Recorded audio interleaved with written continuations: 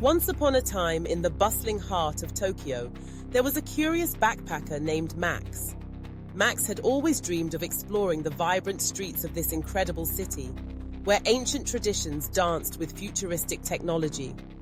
With a backpack slung over one shoulder and a map in hand, he set off on an adventure that would change his life forever. As he wandered through the neon-lit streets, Max encountered a plethora of new sights and sounds. The first thing that caught his attention was a sign that read Tsukiji Fish Market. Intrigued, he decided to investigate. But wait, what was Tsukiji? It was a tricky word, but it meant a famous market in Tokyo, known for its fresh seafood.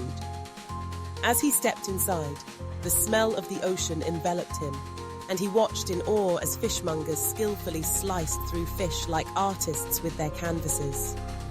Wow, I never knew fish could look so beautiful, he thought. Max continued his journey, and soon he found himself in a quaint little alley filled with tiny shops. One shop had a sign that said yakitori. Now, that was another unfamiliar word. Yakitori refers to skewered chicken, grilled to perfection. The aroma wafting through the air was irresistible, and Max couldn't resist stopping for a bite. As he savored the tender meat, he thought, "This is the best thing I've ever tasted. Why don't we have this back home?" Samiki. Feeling adventurous, Max decided to try his hand at speaking Japanese.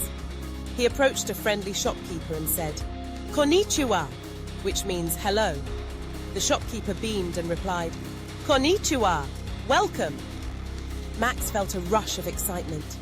Learning a few words of the local language opened doors he never knew existed. Eager to explore more, Max made his way to the famous Shibuya crossing, where hundreds of people crossed the street in a mesmerizing dance of humanity. "This is like a scene from a movie," he exclaimed, standing in the middle of the chaos. He learned that Shibuya was not just a place. It was a cultural phenomenon, a symbol of Tokyo's energy.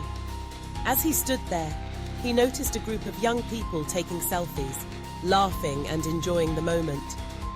Max wanted to join in on the fun, so he approached them and asked, "Can I take a picture with you?" They welcomed him with open arms, and together they captured a memory that would last a lifetime. With the sun beginning to set, Max felt a sense of fulfillment wash over him. He had not only tasted delicious food and seen breathtaking sights, but he had also connected with people from a different culture. It was then that he realized the true essence of travel. It's not just about the places you visit, but the stories you create along the way. As he wandered back to his hostel, Max reflected on his day. He thought about all the new vocabulary he had encountered.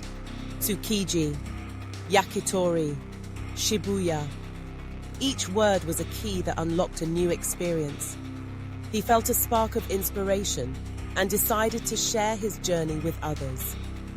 "I want to help people learn English through stories like mine," he declared.